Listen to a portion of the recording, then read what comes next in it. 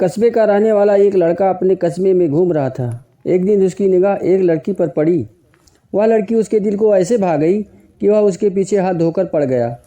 जब देखो अपने दोस्तों में वह उसी लड़की की चर्चा करता नजर आता। उसके दोस्तों ने उसे बहुत समझाया, लेकिन उसकी समझ में कोई बात ना आ रही थी। धीरे धीरे उसका प्यार बढ़ता चला गया। उसकी दीवानगी का नशा उसके ऊपर ऐसा छाया कि उसे दिन रात उसी लड़की के धुन में लगा रहता। धीरे धीरे बात फैलती गई।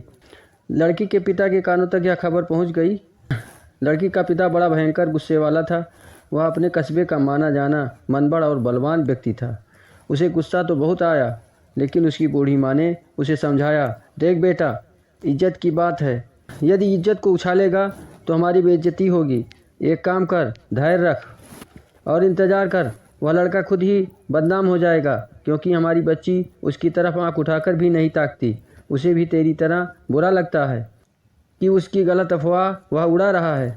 लड़की के घर वाले एकदम मूक हो गए और अपने घर की रखवाली धैर्यपूर्वक करने लगे। लड़के की बेचैनी देख लड़के के घर वाले बहुत परेशान थे। अब करें तो क्या करें, उनकी समझ में कुछ नहीं आ रहा था। एक दिन लड़के का बाबा लड़की के पिता के पास गया और बोला, देख भाई, इस समस्या का कोई समाधान निकालो, और समाधान ऐसा हो कि समाज में किसी की इज्जत उछले नहीं। तभी लड़की की दादी बोली, मेरे विचार से चलो तो समस्या का हल आराम से निकल जाएगा। वह बोली, लड़के और लड़की को आमने सामने बिठा दिया जाए, दोनों आपस में बात करके खुद समस्या का समाधान निकालें। बूढ़ी बड़ी चालाक थी। वह अपने पोती को अच्छे से समझाई थी। उसके प्लान के मुताबिक दोनों को आपस में बात करने का मौका दिया गया। दोनों पक्षों के लोग निगरानी छुप छुपा कर करने लगे। लड़का लड़की के घर आया और सुनसान देख दंग रह गया। तभी लड़की घर के अंदर से उस लड़के के पास आई और बोली, मैं बड़े दिनों से तुमसे मिलने के लिए बेचैन थी। इतने दिन बाद आज नज़र आए हो। आज घर पर कोई नहीं है, घर के अंदर चलो ना, बाहर क्या रखा है। लड़का घर के अंदर गया। लड़की ने एक कमरे में उसे आने के लिए इशारा किया। यह देख लड़का मारी खुशी के फूलों न समा रहा था। उसे दिन में ही तारे नज़र आने लगे।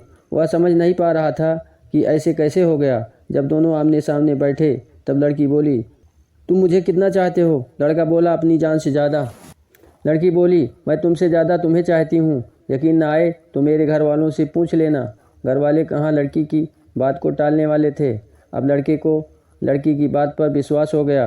लड़का बोला, मुझे तुम्हारे सिवा दुनिया में कुछ और नज़र नहीं आ रहा है। बता अब मैं कैसे रहूं। लड़की बोली, यही हाल हमारा भी है, लेकिन मेरे प्यार के बीच मेरा पिता एक दीवार खड़ी कर रखी है। उसने कसम खा रखी है कि मैं अपने बेटी का हाथ सरकारी नौकरी करने वाले के हाथ में ही दूंगा। तुम जानते हो मेरे पिता कितना जिद्दी हैं, अपने आगे किसी की सुनते नहीं। अब तुम ही बताओ मैं क्या करूं। यह बातें सुन लड़का बोला, तुम धैर्य रखो, तुम्हें पाने के लिए मैं कुछ भी कर जाऊंगा। मैं तुमसे बहुत प्यार करता हूं, तुम देख लेना। अब मैं सरकारी नौकरी लेकर ही तुम्हारे पिता के सामने आऊँगा और तुम्हें ही अपनी दुल्हन बनाकर ले जाऊँगा।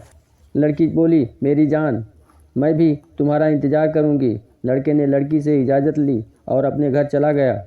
अब दोनों घर वालों के जान में जान आई। बूढ़ी बोली, चलो कुछ दिनों के लिए मुसीबत से छुट्टी मिली, कहाँ पाएगा सरकारी नौकरी।